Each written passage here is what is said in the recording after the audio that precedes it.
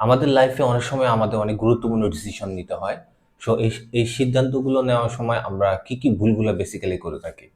ফার্স্টে যেটা আমরা করে থাকি যে একটা ডিসিশন নিতে গিয়ে বা সিদ্ধান্ত নিতে গিয়ে আমরা অনেক বেশি ভাবি এবং একটা সময় ভাবতে দেখা যায় যে সঠিক সময়ে আমরা সঠিক সিদ্ধান্তটাই নিতে পারি না। এটা একটা বড় একটা ইস্যু। সিদ্ধান্ত নেওয়ার সময় আমাদের অনেক সময় নিলে অনেক সময় দেখা যায় আমাদের ডিসিশনটাই আমরা নিতে পারি না। সেকেন্ড ইস্যু হলো আমরা অনেক সময় আবেগ দিয়ে ডিসিশন নেই, ইমোশনাল ডিসিশন নেই এবং পরবর্তীতে কিন্তু এটা আমাদের জন্য অনেক সমস্যার সৃষ্টি করে। তাই ডিসিশন নেওয়ার সময় আপনি ইমোশনাল না, রেশনাল হতে হবে, বাস্তববাদী হতে হবে। আরেকটা ইস্যু যেটা আমরা করি সচরাচর ভুল করি যে আমরা সবাইকে খুশি করতে চাই। আমার ডিসিশনের মাধ্যমে যাতে সবাই খুশি হয়। কিন্তু আল্টিমেটলি একটা সময় পরে দেখা যায় যে আপনার ডিসিশনের জন্য সবাই খুশি হলেও আপনি কিন্তু খুশি হতে পারেন না।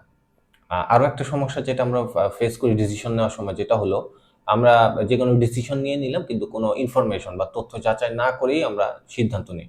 এতে করে কি হয়? এতে করে আমাদের কিন্তু ভবিষ্যতে অনেক সমস্যারও সম্মুখীন হতে হয়। এবং ফাইনালি যেটা করি আমরা অনেকে, বিশেষ করে যারা আমরা বাংলাদেশি পিপল তারা যেটা করি যে ভুল হতে পারে এই চিন্তা করে আমরা কোনো ডিসিশনই নেই না।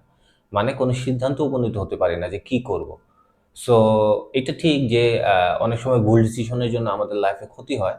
কিন্তু অবশ্যই আমাদের সঠিক সময়ে চেষ্টা করতে হবে যাতে সঠিক সিদ্ধান্ত নিতে পারি আমার নিজের জন্য। যার মাধ্যমে আমার জীবনের ভালো হবে এবং যার মাধ্যমে আমার উন্নতি হবে।